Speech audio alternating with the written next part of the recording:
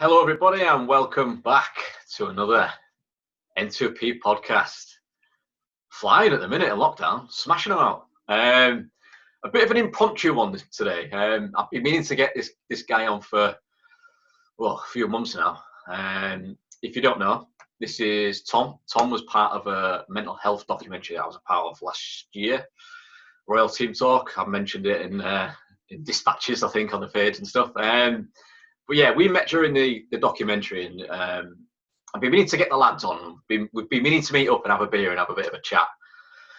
But it's just one thing or another. It's never kind of worked out. But I thought I'd grab him and get him to share his story and have a bit of a chat. So, Tom, I see you've Hello, mate, how you doing? You're spotting the COVID cut. Yeah, COVID cut, COVID tan. I had to get rid of the tash. The missus was absolutely raging, so that had to go. But yeah, I think everyone's gone for the old Bic cut, haven't they? How are you doing? How's lockdown treating you? Good? Yeah, I've been back at work for quite a while now, so for me, it was good to get back to normal. But I think it's affected different people in different ways. And I'm lucky I've got a good family at home, and the weather's been nice, isn't it? Which makes a difference, so I can get outside in the garden or whatever. But I think if we'd had 6 weeks of rain, or 12 weeks of rain or whatever, it'd be a different story, wouldn't it? So I just want to kind of start not at the beginning, but obviously just kind of your early days, Tom. Like, where did you grow up? What was school like? Was there any kind of early stuff growing up and stuff? No, school was pretty good. I mean, I look back and think, I wasn't an A-star student. I probably had the potential to be, but I was lazy. I was one of those typical lads that just, if you give me a football or anything like that, I was interested. But if you gave me a pen and a piece of paper, I'd laugh at you. But yeah, I think my parents separated when I was in primary school, so that affected me in primary school a little bit. Just that feeling of rejection, I suppose. And then, but other than that, there was no real signs of it. Probably until, I think, puberty's different for a bloke, isn't it? I think you start getting a bit hormonal in your sort of teens. But yeah, to be honest, school life was pretty good. Sport was my saving grace. But yeah, it was all right. What did you play? Because you mentioned on TV show, didn't you? You played pretty much everything you could get your hands on, wasn't it? Football, cricket. It kept me out of trouble. I mean, me and my brother were like, growing up, we were just a nightmare. Like, we were just like those typical kids that would throw ourselves off of anything. If there was something to be climbed, we'd climb it. If there was two tough kids in town, we wanted to go and have a crack at them. That was basically us growing up. We didn't really shy away from anything. So sport was really our escape, I suppose, because otherwise we would have been in all sorts of trouble. And I have to say, like, my mum, single parent, if it wasn't for her, both of us would probably end up in prison, which sounds like an exaggeration, but we were a nightmare. But yeah, it was always good fun. When did you notice anything was a little bit different, Tom? Was it kind of early days, or was it kind of a little bit further on? I think hindsight's a great thing, isn't it? For me, I do a lot of. Now I'm working in the sort of industry I'm working. I look back and I'm doing a lot of studying around it, and I think I probably grew up with quite a fixed mindset. I was scared of failure, which wasn't something that I was used to, but sort of came in my mid-teens. So I'd shy away from probably stuff that I knew I wasn't very good at. And that's where I started noticing things where I'd skip a day of school because I knew I had something that was quite difficult. Yeah. And it was just generally, that was it. I wouldn't class it as any sort of mental health issues at that point, but it was definitely, there was early signs that my fight or flight was flight, and which was alien to me, because like I've just said, like, everything for me growing up was fight. We'll just give it a go. But I think as I started changing, as I started growing up, things became a little bit more difficult to process.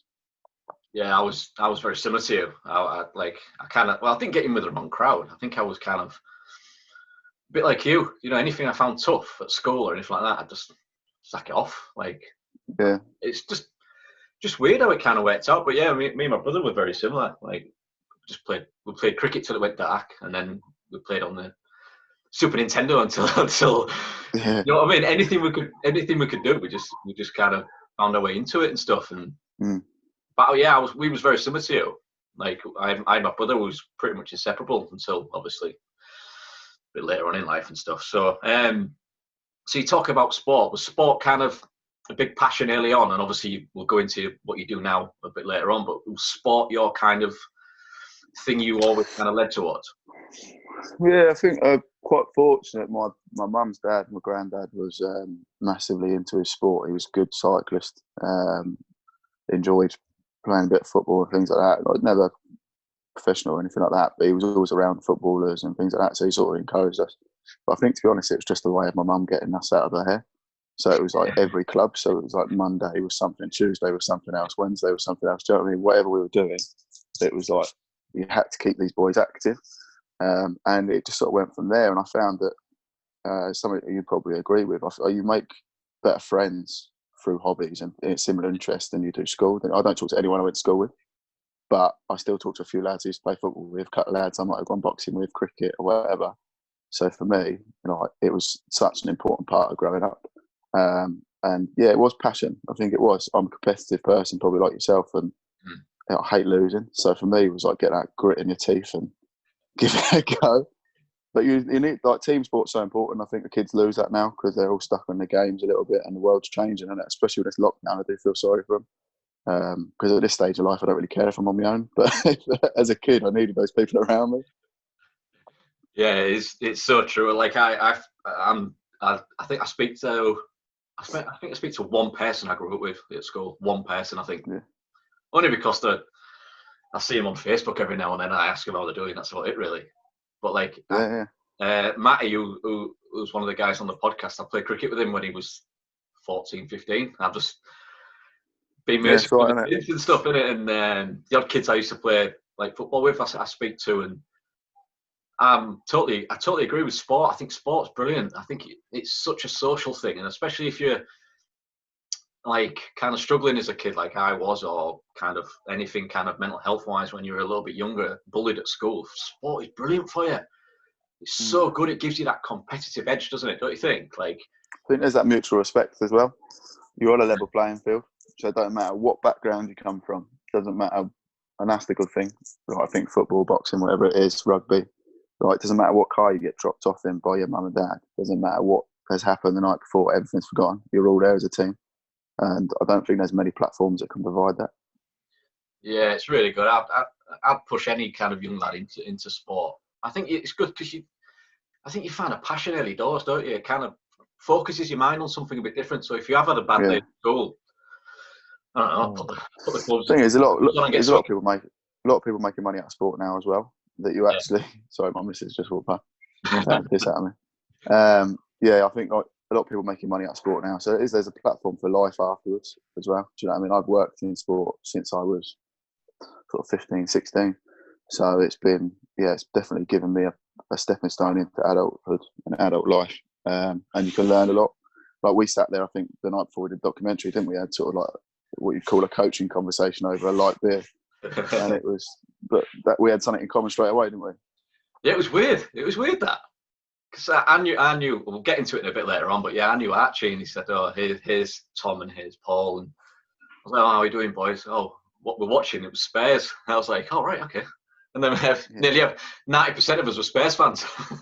We're all sat there going, oh, Danny Rose is looking a bit tired. Next day turns up.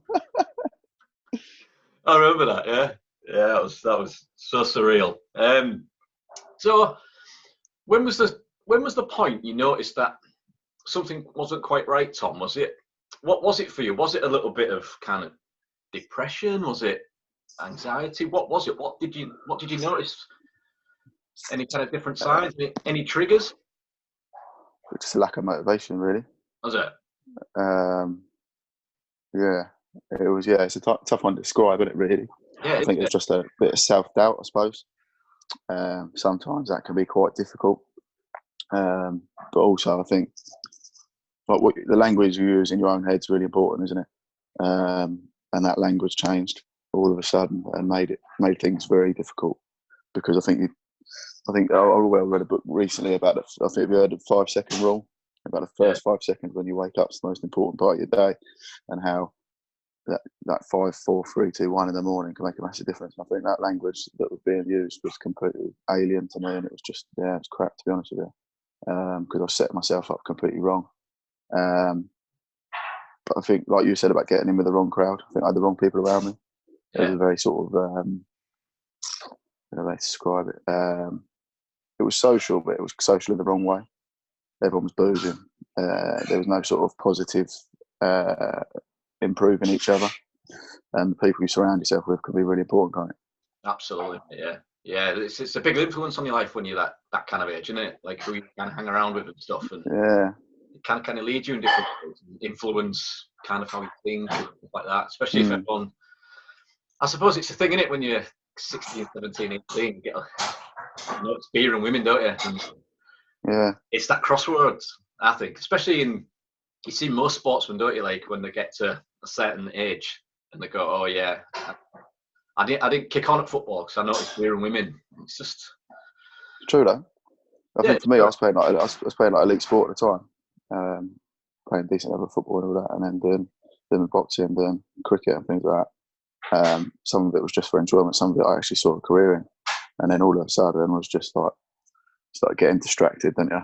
But I was still doing all right at it, and then obviously I had a car accident when I was just turned 18. So that was a big one. That was a massive one. But yeah, I think I look back at it now and I feel like a bit of a wasted opportunity. But then, yeah, it was good. I enjoyed it while I did it. What was it? Well, where was it then? Was you at Cambridge? Because we filmed the documentary at Cambridge, and was you at Cambridge then? Was you? Yeah, so I was between Cambridge and Gillingham at the time. Yeah. So I was playing a decent level. I was obviously still playing local stuff, but yeah, there was the opportunity to step up to a better standard, and I was playing a better standard as well and enjoying it. But it was just I was always on the brink. It was never quite good enough. Do you know what I mean? I was a physical lad. You see the size of me. I'm not exactly the smallest guy in the room, so I was always that horrible Vinnie Jones-esque player, but I was never quite a technical Raheem Sterling or whatever. So you mentioned about your car crash and stuff, and obviously it's a massive part of your life, isn't it? It's a big it's the kind of changed your life, didn't it? It really did change your life in an instant. Do you remember much of it? Kind of what led up to it? Probably more than I'd like to remember, to be honest with you. I remember. So my car was hit by someone else. I went up a bank on the side of a road and then rolled the car. I don't remember. As soon as the car hit me, I don't remember anything after that. Yeah. I then woke up in a field, no one around me. It's quite early in the morning, so I was like, I've been babysitting for someone at the time. That sort of age I was, do you know what I mean? And then woke up and then couldn't find my phone. I was trying to find the app, call an ambulance. And I knew about whereabouts I was. I was a bit dazed and confused, and I thought, I'm going to have to walk home here. And bearing in mind, I can't even remember how many breaks in my body. Managed to sort of drag myself home. Got home. I couldn't find my keys because I'd left them in the car. So I'm banging on my mum's door. And to sort of paint a picture, I was wearing like a grey jacket and a pair of light jeans. And she opened the door and I was just covered in claret. I had blood all over me. So it was something like a horror film, like 3 o'clock in the morning. So you can imagine my mum scream. She's got absolutely mental. And then that was it. I don't remember much after that. Remember going to hospital, but not a great deal, to be honest with you. Not for about a week after that. So, yeah, it was quite tough. But it was, you talk about how you deal with trauma, don't you? And I think it's how you organise it and look back on it. And that was really difficult for quite a while. But now I sort of know how there was no mistakes there. I didn't do anything wrong. It was just how it was. Yeah. So it had a massive, it did, didn't it? It really did have a massive impact, especially at 18, like you said, massive impacts on your life. And what was the kind of process afterwards? How did you feel afterwards? Was you? It was a lot of medical. Like mainly it was medical. Yeah. Like so physical. So I didn't really even look at the psychological things. I hadn't really taken on board what it was going to do to me down the long road. I had some doctors saying I wasn't going to walk. I had doctors saying that I was going to lose my arm. We had one surgeon at the local hospital turn around and said, mate, we're going to have to amputate it. And I just was like, no chance. So we got a second opinion, and this other doctor was like, no, mate, you can fix it like this, basically. It was as simple as that. It was literally that casual. He's like, no, you can fix it like this. So he wrote it up at my notes, gave it back to my surgeon. The surgeon was like, oh yeah, I missed that. And I was like, wow. So that's how close it was to have, like, having one arm. Do you know what I mean? So I knew it was going to be a long road physically, but I didn't quite appreciate what it was going to be psychologically and emotionally. And yeah, I mean, it was a 18-month physical process of operations, being stuck. And do you know what my saving grace was in that time? I borrowed one of my mate's dogs. Right? It sounds stupid, doesn't it? But I was literally the guy that used to run my local pub. He'd sold the pub and they'd moved into a smaller apartment and couldn't have the dog. And I said, I'll have him. I'll have the dog. And that dog was my saving grace because I had no company for 18 months. And that honestly got me through it. It was unbelievable. Like the companionship. And that's what got me walking again. That's what got me through it. It was just a staffy. It was unbelievable. But that's amazing, isn't it, though? Like how something like that, because obviously you couldn't really move as I would imagine. I mean, you were just like, no. And then obviously it's though, isn't it? It's that thing of refocusing the mind. It's that thing to focus your mind on, isn't it? That thing. So you're not just thinking about, oh my God, this has happened, I can't do this, I could have lost my arm, I could have, like, negative, but you had something positive to put your mind into, didn't you, really? And obviously talk to. Yeah, no, it was. I was talking to the dog. It sounds like I was losing my mind, but like the thing was, it was almost just like just knowing someone was there, and I knew I had someone. It gave me that purpose because it allowed me. I knew that if I didn't get up to open that back door, the dog was going to shit on the floor. So it was. That's genuinely how much I broke it down. And they talk about climbing mountains, don't they? And they say like, obviously don't look at the top, just look at your feet, one step in front of the other. And that was literally all it was one step in front of the other for me, because I was so low in terms of everything. I just needed to put one foot in front of the other and get there. And you also, in times like that, you notice who your real mates are. Oh, absolutely. Who comes and sees you. Do you know what I mean? It was some people I didn't expect. Do you know what I mean? It was one of my mates turned up, and I was okay mates with him. Like fairly knew him quite well. He used to drink down local with him, or he used to play a bit of football with him, and that. He's quite a bit older than me, and he popped round and he started crying because of the state of me. And I was like, "That this is a big Turkish Cypriot bloke, right? Who was a professional footballer in his day, to be fair." And he was like, "The state of you," and then just cried and walked out. And that's how bad it was. I was just like that. Wow, do I look that rough? So you say you had like 18 months and stuff like that of kind of rehab and stuff. And so what's the kind of process after that? When did you go back to work? What did you kind of throw yourself into? Well, funny enough, I was working for Chelsea Football Club at the time. And because I was like an apprentice or whatever you want to say, I was doing my coaching qualifications, and I was on a 0-hour contract. So I didn't get any money apart from the statutory sick pay during that 18 months. At that time, I was fortunate. I was still living at home with family, so it didn't really matter too much. Yeah.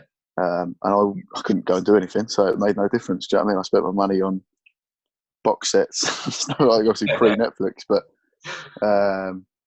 looking back on it, I was desperate to go back to the coaching, but it was quite an expensive job to do.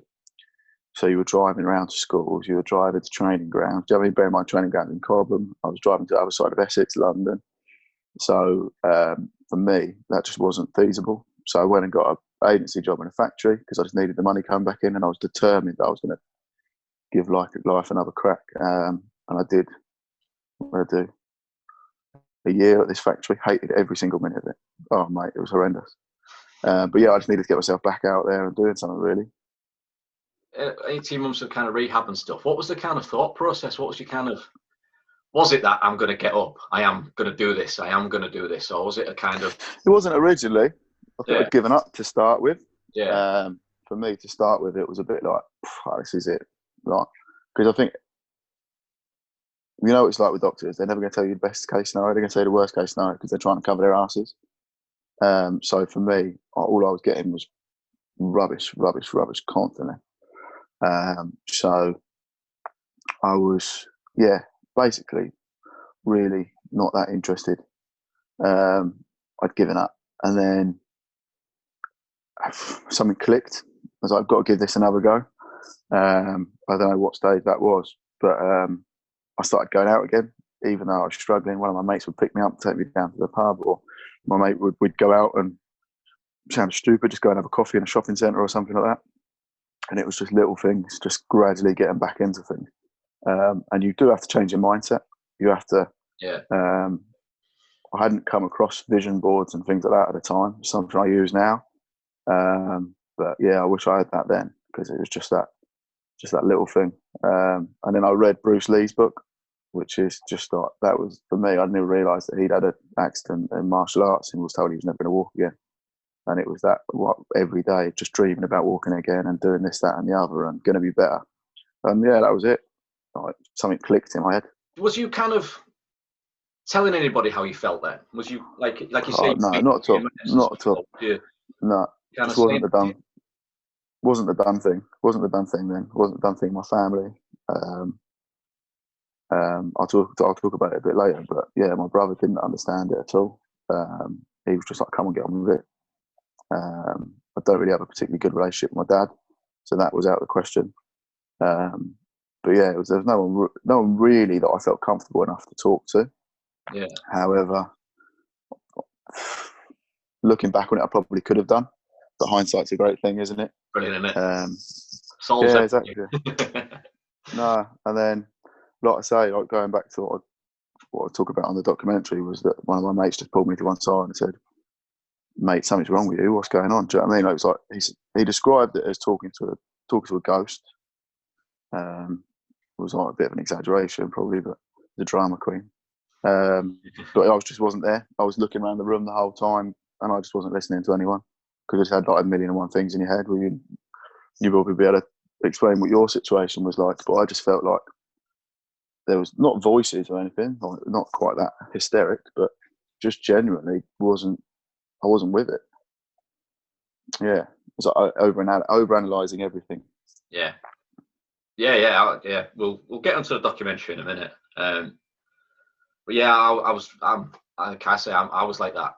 It felt like you was just you live in this your own little world, don't you? And you just like a zombie. Like, you just think about any little thing, you just make it into a massive thing. And I was very similar. I didn't say a word to anybody, but like similar generations and stuff. We talk about generations on here a lot, about, men don't talk, men don't cry, men don't do this, men don't do that. And it's just crazy how you just can't sit down with a mate and go, do you know what, mate, I've had a real shit day today and this is why.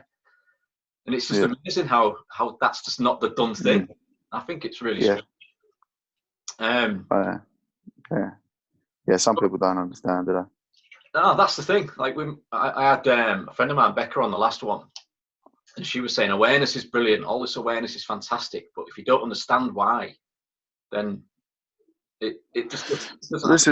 This was something that I brought up when we were talking before around this, and I said that actually, it's not the people struggling with mental health issues that we need to address.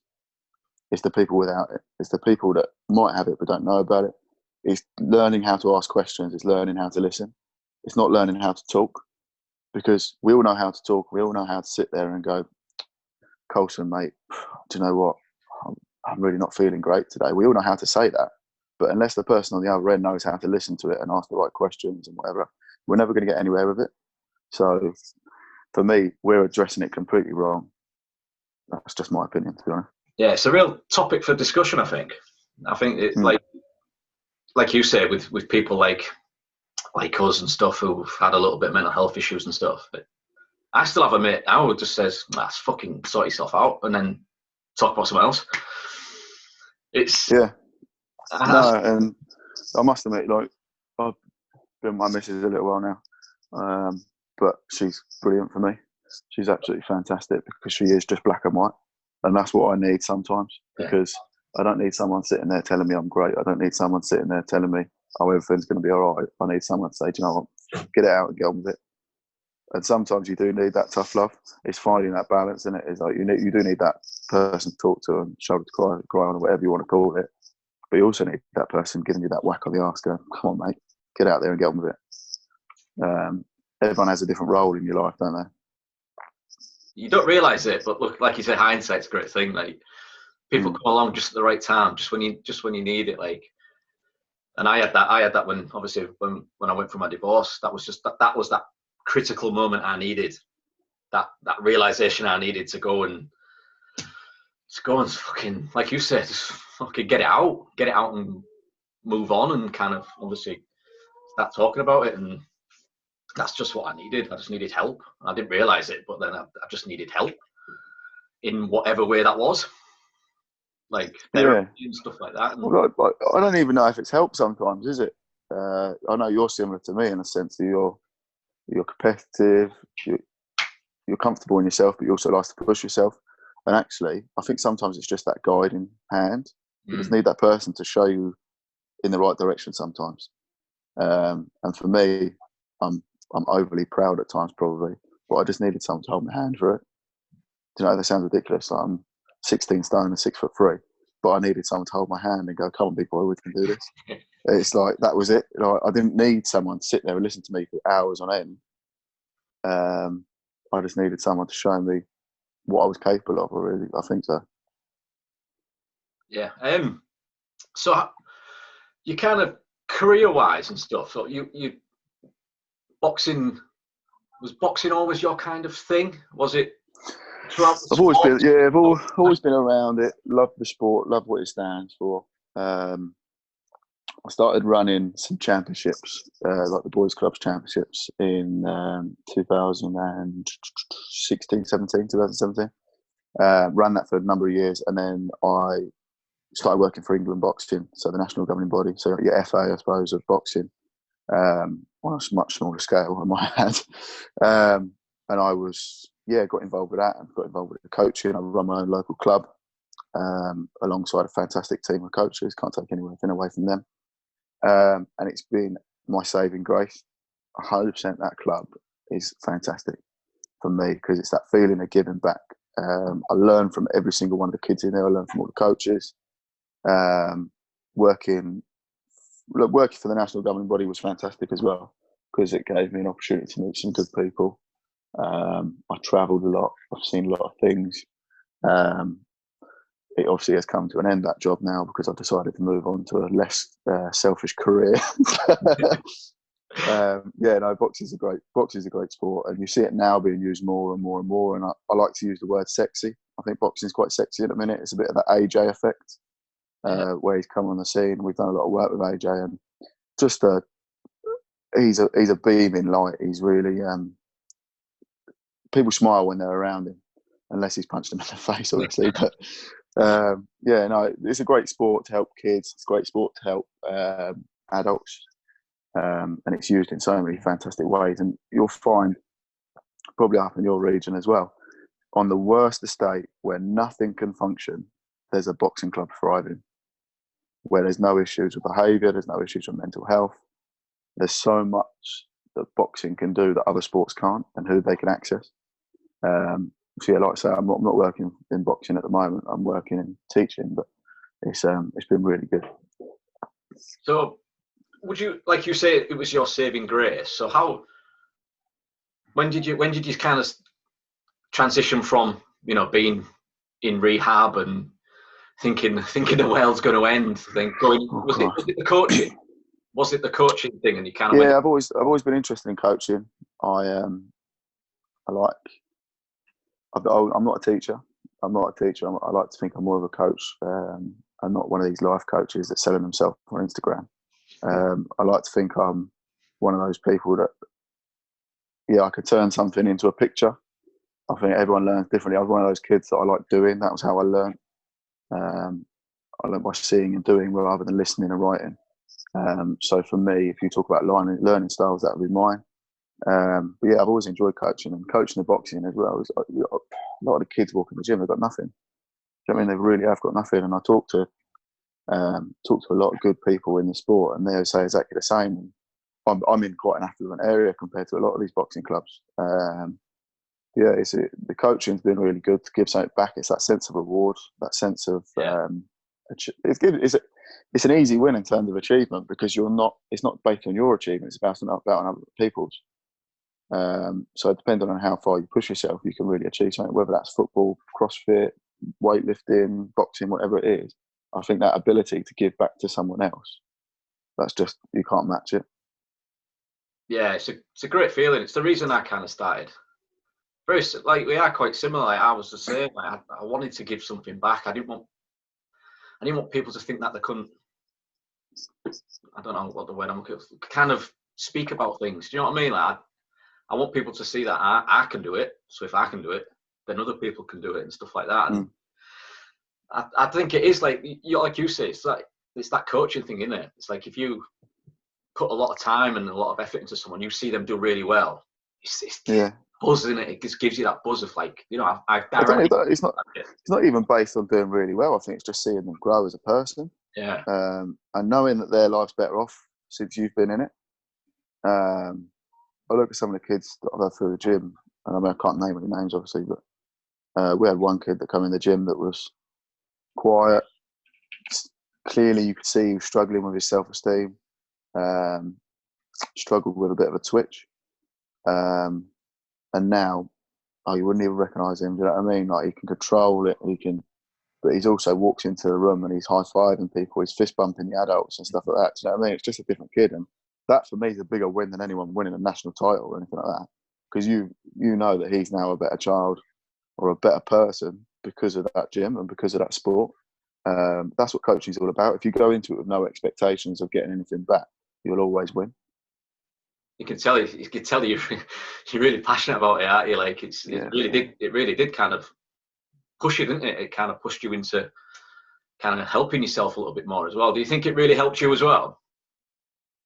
Yeah, massively. It gave me my why back. My why's changed since.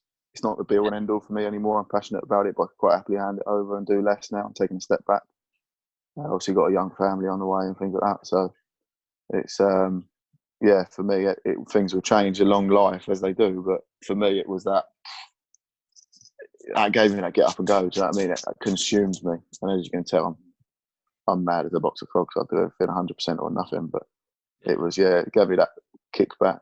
Yeah, I think someone described it as someone's giving you your bollocks back, and it genuinely was. No, I get that. Sometimes you just need that, don't you? You need that. You need to, like I always say, you need to find your passion. Like you need to find that thing in your life that you can really focus on. It just takes you away from whatever's going on in here, I think sometimes. Like if it is just writing stuff down, or like you say, finding that career path, or finding that something that will just drive you forward instead of always kind of, see, for me, I've always thought like I could have done more. I think it's, for me, with my school days being a bit disruptive, you know what I mean? I felt like I could have just given a little bit more. I think that's why I found this, like doing a podcast, is absolute, like you said. I think this has saved me a little bit, I would say. Yeah, no, exactly. It's that finding out why, isn't it? That motivation, but also it's that feeling of giving back and whatever else it might be. But it's surrounding yourself with the right people. Do you know what I mean? Like you're getting, like I've listened to quite a few of these podcasts now, and you're listening to you're getting some really good people on there, and you surround yourself with the right people. And the environment you create for yourself is so important in life, because if you're constantly if you put yourself in a toxic relationship, whatever it might be, that can be like the worst thing for you. You might not be doing anything wrong, but that person keeps bringing you down, or whatever it might be. Or that can happen with friends, whatever, can't it? Absolutely, mate. Yeah. So how did you find yourself getting involved with a documentary that how did you get to it? So I have been doing a lot with Mind charity. So I was involved in a course called Boxing Mind, which is a course that was implemented by a good friend of mine, Matthew Williams, who does a lot with Mind charity up in the northeast.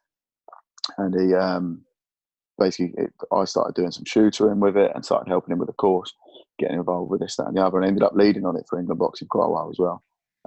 But through Mind charity, they said, we've been asked to try and push people for this documentary. And your story is quite interesting. And I didn't know if to be offended by that or not. First time anyone's ever called me interesting.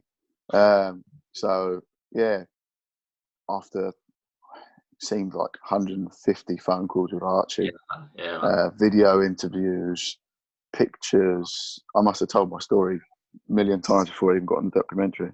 So point I actually got bored of it. And then, yeah, that was it. I didn't actually know what I was getting myself into. I don't think any of us did really, did we? Yeah, it was.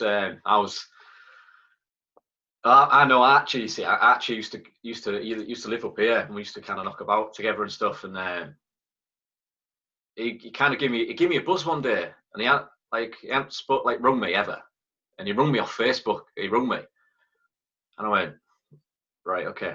How are you doing, big man? I've been commissioned on this documentary. I think you'd be really good for it. I was like, okay.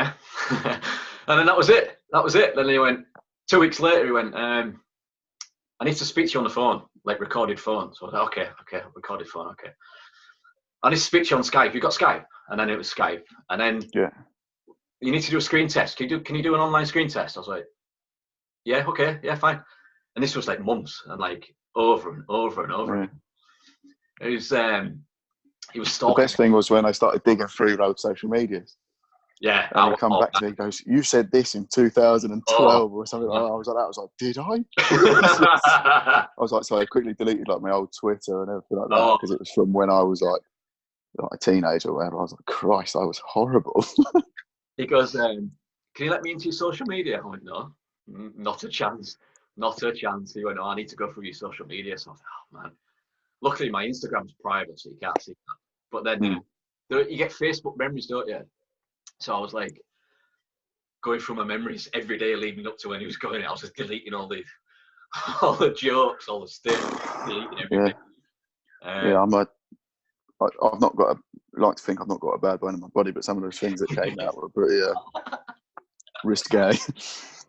It's when I was slagging off all the sportsmen I follow and stuff like that, and I was just making sure I was covering my back. But the main one, he goes, he said, I found a tweet about Eurovision from 2013. And I went, oh, Christ. God knows what I would have said about Eurovision. But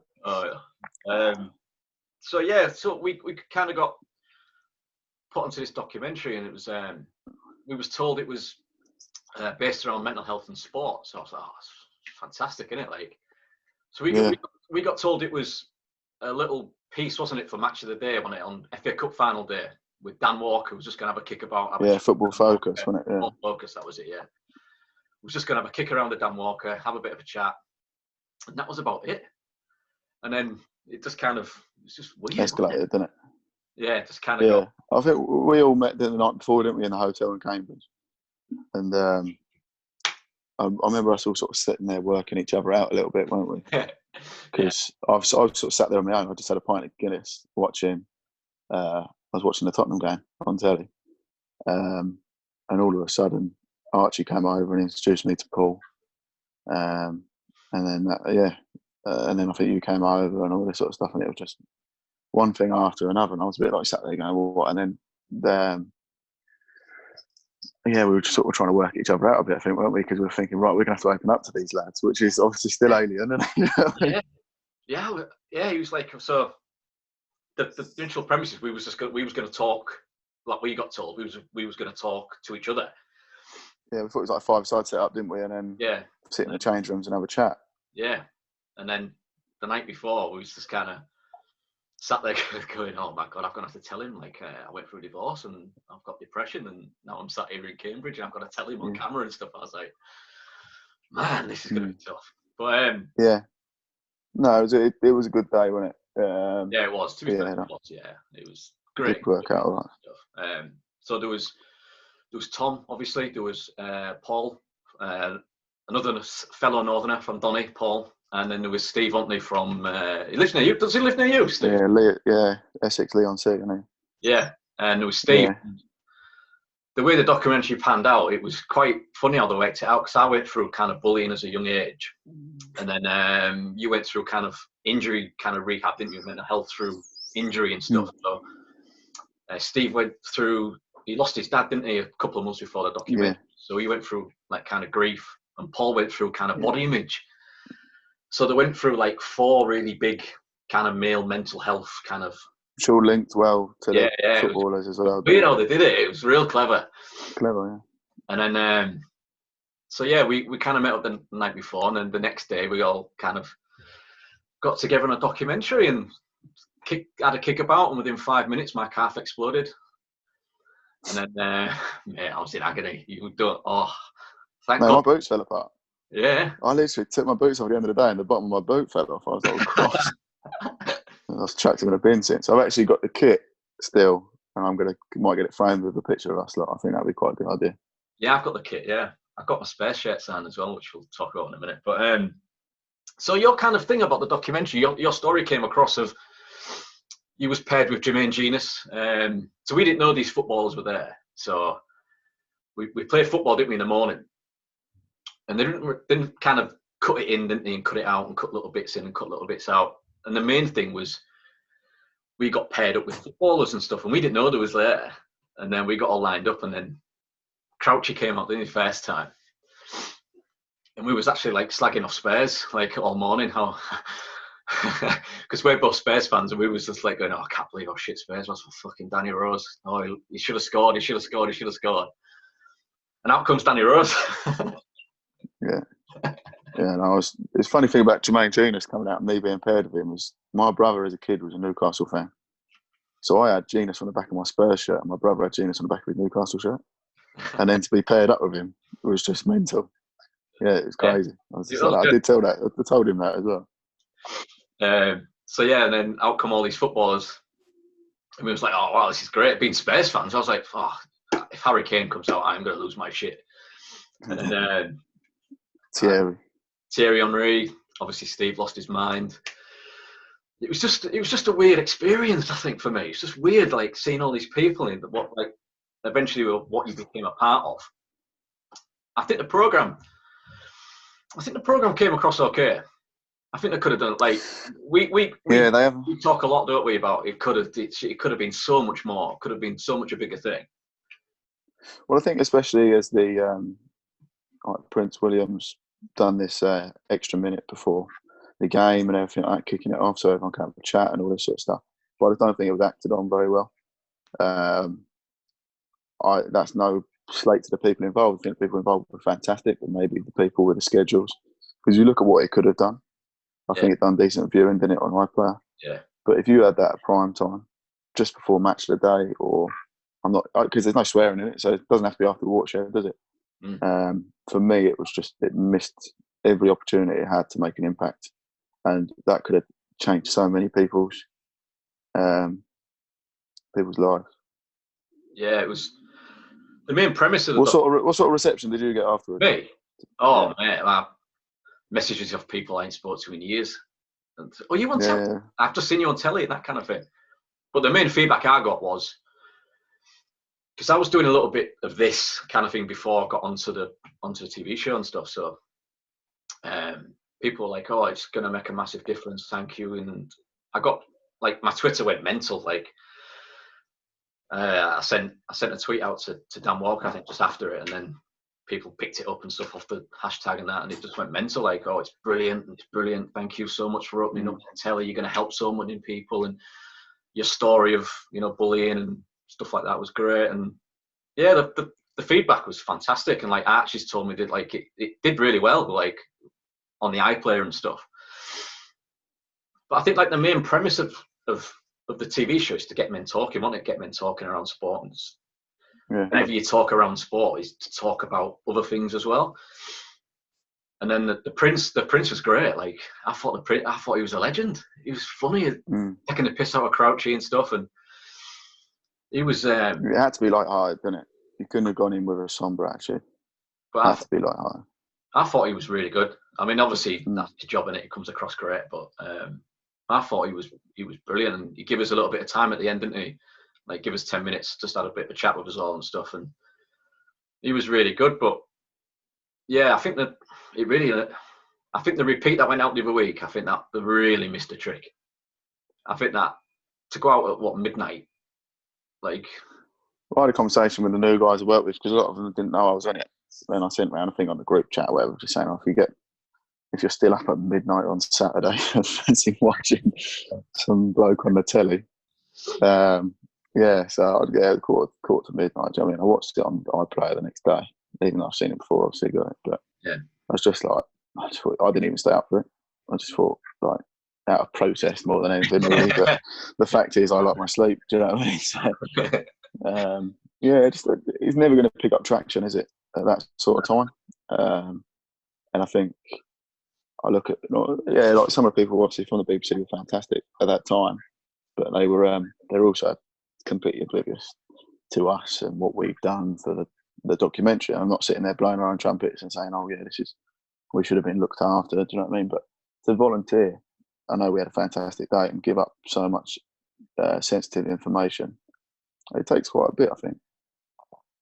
Yeah, it was a big thing, wasn't it? I think for all of us really to sit and chat with a professional sportsman or a celebrity that you've seen on the telly, just to sit there and like for me talking to Danny, it was weird because I'd seen him the night before on playing for Spurs, and like I had to literally tell him that I went through a divorce and I was bullied as a kid and I really struggled, and it's just like I thought it was just really, I don't know, it was a weird sensation. I think weird sensation. Yeah, 100%. Yeah.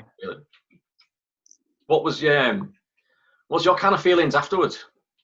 What was your kind of? So something that I didn't let out. I was going through my toughest spell of mental health at that time. I'd come out of a really bad relationship. Was really struggling with mental health at that time. Probably the lowest I've ever been, I think. Really? Yeah. And I'm sitting there on telly telling people to talk to each other, but I was actually sat there really struggling. But I was in a bad place. You know what I mean? Trying to take my own life. Really sort of struggling. And that was, I think I just let everything brew up really badly, and the whole thing around the show just escalated that massively. I think when I started talking about things and actually started trying to be positive again, it just brought me crashing back down to earth. And I got a bit of a shit reception afterwards, actually. I two things stand out for me after the documentary. I was in Aldi shopping, just doing my weekly shop, and some woman came over to me and started cuddling me, and I was like, Christ. Yeah, you're a bit old for me, love, but do you know what I mean? And then she was like, thank you. We were sat watching a documentary, and my son opened up to me about how he tried to take his own life, and I can now talk to him and to get help for him. And I was like, that was amazing for me. And then on the spin side of that, I got a message on Instagram from some bloke saying, what a fucking coward you are. You'll need fucking help when I'm done with you, and all this sort of stuff, like proper going for me. I sent that message to the BBC, just like, right, this is what you need to be looking at. And I just, me being me, sort of, I'll take anyone on head on sort of thing. I just laughed at him, but I messaged him back saying, I hope everything's all right. I'm here if you need me. Kiss. And funny enough, he didn't reply to me. No, I was just thinking this whole online trolling thing. I was just like, yeah. It's like, how can you look at a mental health documentary and start trolling someone? I thought, that's what's wrong with the world, isn't it? But yeah, no, I was struggling at the time, but I'm obviously good now. But yeah, it was quite a difficult time, actually. So you mentioned you were struggling at the time then. So was it just a toxic relationship? Was it that, did you just fall into a bad relationship and it kind of dragged you down a little bit? I don't know, we've been together a while. We split up like the November before the documentary. So it'd been a little while, but it just kept on popping back into my life. Not that I was really going back to it or anything, but it was like I'd get not particularly nice messages, not particularly nice emails. Do you know what I mean? It was coming left, right, centre. I had a couple of death threats from people, and yeah, it was tough in that sense. But yeah, I just think everything got on top of me a little bit. And I was, have you ever sat there and asked yourself, what am I a bad person? Yeah. Do you know what I mean? Yeah, exactly. And you sit there and you think, I don't know what you do, you fucking feel like shit, don't you? Yeah.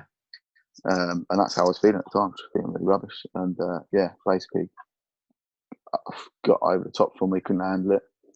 And really tough time. But I think when I tried to take my own life, I was at breaking point. But I also needed that breaking point to understand where I was. Obviously, it didn't work out how I'd planned it to, but afterwards, I sat and cried to my mum. I sat and had a chat with her, and it was probably the chat that I needed, because she explained what the effect it was having on other people around me, which is obviously horrible to hear. And a lot of people say that's quite a selfish way of looking at it, but actually sometimes you do need to realise. Yeah. And she basically said to me, if you're going to do it, you might as well take me and your brother with you.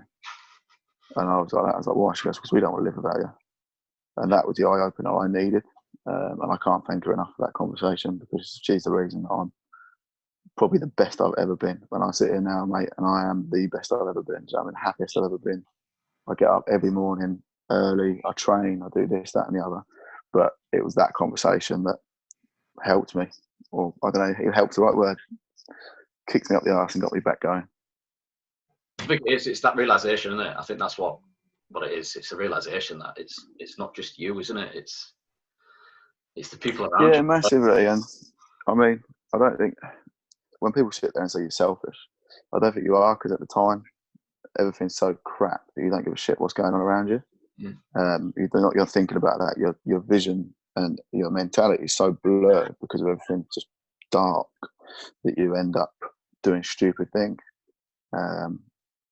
And yeah, sometimes you need someone to open your eyes, someone to sit there and go, right, this is what you're doing. And that was my mum that done that. Do you know what I mean? She's always been blunt, but Christ, she woke me up that day. Do you know what I mean? I think for me it was therapy. I think it was therapy that did it for me. Just a complete stranger, and also literally it could have been a brick wall. Yeah. And she just prodded me with a stick every 10 minutes, kind of asked me questions. Yeah, I went back to therapy after that conversation, and like you say, you sat there. And for me, it was just because I'm a visual learner. It was having someone sit there and put your life into a picture. Yeah. And go, right, you need to organise this, you need to put this in this compartment, and organise your head like a drawer. Do you know what I mean? I know that's quite cliche, but that's what I needed. I needed someone just to explain things to me and help me get things out there. And I started looking at my relationship with my dad, started looking at things around how I treated people, because none of us are perfect. Do you know what I mean? So a lot of people sit there and go, it's everyone else all the time. We've got a real blame culture, haven't we? And I listened to that Ant Middleton's book recently, and he said about this victim culture. And I've never heard anything more true. We all sit there, we're all victims, aren't we? And we all sit there and go, oh, this is terrible in my life, this is that. But actually, sit there and spin it on his head and go, do you know what? How am I affecting other people? Or what am I doing to make myself feel better? And like going to therapy, come on, mate, you can't get braver than that, can you, really? Yeah, I always say that. I always push therapy. I think therapy is brilliant. I mean, it doesn't have to be as clinical. It can just be. I went to like a teaching. It was like a therapy teaching center. So they weren't like full on clinical. It could literally be like that woman who hugged you in the street. It could literally have been her. I could have just stood there for an hour and just talked to her. It was just the fact that it was just, she just found a way to kind of explain things like when I was a kid and stuff like that. And it's that realization of, do you know what? I wasn't a bad person. It was just I didn't deal with it right. I just didn't go about dealing with it. Like you said, the build up.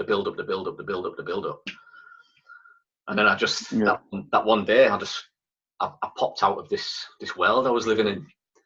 Like this little bubble I put around myself. And like you say, like, it's the realization of the other people around you. You don't know how you treat them because you're just focused on yourself and stuff. And I was treating people. I became a complete arsehole.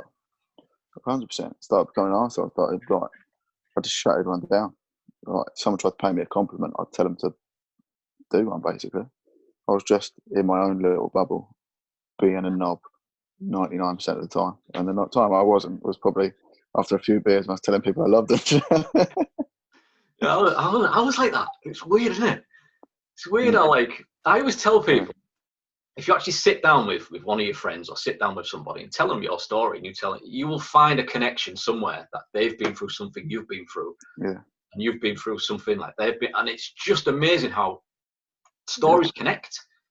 And you can kind of like bounce off each other and say, like, no, I've tried this, and and just talk to them. Yeah, which talk about linking experiences.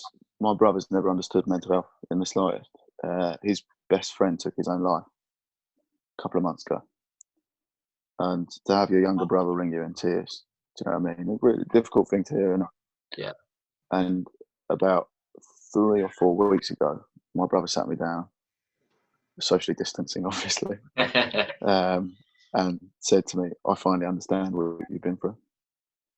I finally understand why you felt like that." Because he'd always get aggressive with me when I tried to talk about it before. Yeah. He'd shut me down. But now he just sat there, and it was, it's a heartwarming moment when you're someone that has shut you down for so long and not understood it. I sat there and gone, "Do you know what? I feel like I'm going through it now because I've lost my best mate. He's taken his own life because of this, and he felt this way." Da, da, da. And it was, just sometimes our experiences can bring you on a level playing field with someone else, don't they? Yeah, I think like the big thing I took away from the TV show, and it's a big issue with I think with male mental health as well, is you're not on your own. You know what I mean? Like, you're from down south, Essex, Steve's Essex, and Paul's 40 mile away from me. But it's like, there's these people all over the country that are going through something very similar to you. You're not on your own. I think that's one of the big feelings I felt like. We're all so different as well. Yeah. You know what I mean? We're different, but we get similar at the same time. Do you know what I mean? Like, me and Paul were on the breakfast show, whatever, a couple of days before it was aired. And we sat there, and if you sat me and Paul next to each other, we couldn't be more opposite. Do you know what I mean? I'm like crouching next to him. Do you know what I mean? But he's the most loving, caring person. Do you know what I mean? And we sat there, and we laughed and laughed and laughed, and we sat there and had a couple of beers with a burger each or whatever in this local pub or whatever in Manchester. Couple of like complete strangers to the area, just sitting there laughing their heads off. And do you know, it was fantastic because it makes you realise that it doesn't matter where you come from, what you've been through, what you dress like, what you look like, you can be nice to people and you can get on with them and you can make their life a little bit brighter.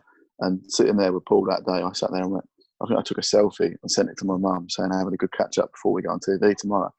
And she sat there and she went, "Wow, look at you two, you're having a great time."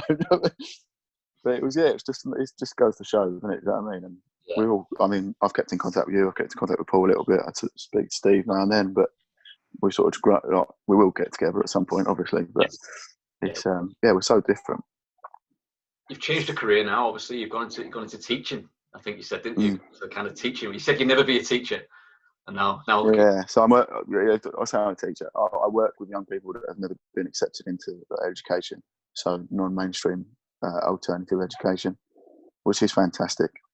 But do you know what? It's given me a thirst for education in the sense that I'm sitting there reading now a lot more. I'm learning about different things and how trauma can affect you, because a lot of these kids have had things done to them or had trauma in their early lives and it's affected them going forward. And nobody's accepted them because of that, because of the way they behave. But actually, it's other people's actions that have caused their actions. So it's really opened my eyes to things. I like to say I'm not a teacher, but I can teach, if that makes sense. Yeah. It's just a form of coaching, isn't it? Yeah, essentially. A lot of these kids just need someone to look up to, do you know what I mean? And also, everything's around structure, isn't it? Structure in our life is so important.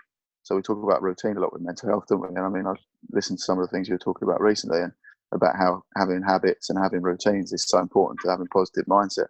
If you look at the people that are struggling the most, then I'm probably hold my hands up and say the same. And I think when we've had conversations before, you could probably hold your hands up as well. Is when you've got the lack of routine and lack of structure, that's when you're struggling the most, isn't it? Yeah. It's that sense of purpose. I think that's a massive thing.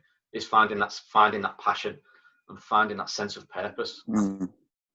Yeah, I think with these kids, they're similar. Do you know what I mean? Because actually, like, a lot of mental health issues have established themselves by the time we're a teenager. So a lot of them are going through similar things, but maybe early on than we did. And unless someone steers them back or shows them that they can be something, what are they going to do? Do you know what I mean? No, it's been brilliant chatting to you, buddy. I really appreciate it coming on. No worries, mate. How are you? All right? Yeah, I'm good, mate. Yeah, I had a friend of mine pass away the other week. It's pretty sad. Yeah. I won't kind of go into it a little bit. It's sad, mate. Yeah, it really is. He was part of the kind of talking group I kind of got involved with and stuff. And yeah, mate, very, very sad, very sad. But yeah, it just hits home that like your kind of story that could have easily it makes life real again, doesn't it? That could have easily been me. if I hadn't have done what I did, that could have easily been me. I mean, I look back now and I think I wouldn't even want to contemplate what I would have been like if I hadn't. Do you know what I mean? I won't be slimmer. Still be 18 stone. But do you know what I mean? Do you ever do that? Do you ever just have a little reflect and look back and think, do you know what? If I hadn't done, say, if I hadn't have to, don't you? or if I hadn't changed jobs, or if I hadn't done this, do you ever just sit back and relax and you have to? Do you know what I mean? Like, I'm a strong believer in everything happens for a reason. So there's no point sitting there saying this was a mistake or that was terrible. And actually, I'm like I say, I'm in the happiest place I've ever been. Do you know what I mean? I've got a fantastic partner, a fantastic stepson, having a baby in August. So everything's good. But without those hardships and without that struggle, where would you be? Do you know what I mean? And I'd probably be sat with the same knobheads I used to hang around with and drinking the same beer and talking the same rubbish. But fortunately, it's put me in a good position. It's put me along the right path. And funny enough, I was listening to another podcast, terrible, the other day, and it's Dylan Hartley, the England rugby captain, the old England rugby captain, was saying he wouldn't be where he is without struggle. But how do you make your kids struggle without actually struggling? Yeah. Do you know what I mean? That's so true, isn't it? How do you make someone struggle without actually struggling? I think like you have to go through it, don't you? You have to go through these tough times to kind of figure things out. I think it really does kind of sort you right out, I think. And unfortunately, some of us go through it when we're kids. It makes you more resilient, doesn't it? Yeah, I think so. Yeah, I really do. I totally agree with that, mate. Yeah, but I know you've got to nip off to work, so I won't keep you too long, buddy. No. But no, it's been definitely, mate. No, anything else, mate? It's been great chatting to you and seeing your lovely face. I ain't seen you for a bit. Well, once he's look. Yeah, I know, mate. I'm probably a bit rounder than last time. But after it's all over, mate, we'll have a catch up and we'll do a live podcast. Yeah. Get some good people on it and chatting. We did say, like, after the TV show, like everyone does, we'll stay in touch and stuff like that. But we generally have stayed in touch, and it's been brilliant. Like, honestly, chatting to you today, and obviously being in touch with Steve and Paul, and it did make me feel like I had like a group outside my normal group. We have a group on Facebook, and we just send each other messages every now and then and checking in on each other, which is absolutely fantastic. And you know, I really do, like, I look back and think, you know, thank God I went on that TV show, because I've met some brilliant people from it. Do you know what I mean? Yeah. Funny enough, I'll tell you a little story before we finish. I was sat there. No, sorry, I went to a birthday party, one of my missus' friend's birthday, and I was talking to her friend whose birthday it was, and I said to him, where do I know that girl from over there? And he was like, oh, she works in my documentary you did. She was one of the BBC girls. And I was like, oh, cool, lucky I didn't say anything bad. You know what I mean? But it was just a small world, really. Like, she's at the same birthday party as me. No. But it's nice to have someone impartial as well. Do you know what I mean? Because obviously we didn't know each other before all this, so it's nice to have people to chat to, and sometimes that you can just unload on. Yeah, like just someone who's completely outside your circle, just to bounce ideas. Completely out of the loop. Yeah, I think that's great. But honestly, mate, thank you so much for jumping on and sharing your story a little bit more. I really do appreciate it, buddy. And sorry if I went on a bit, mate. Sorry. like with anything, once you start talking about something you're passionate about, I mean, we haven't even talked about Spurs, so I think that's a whole different. I don't want to get upset again. But no, brilliant, mate. It's good to catch up. Yeah, man. All the best. Send my love to your family, mate, and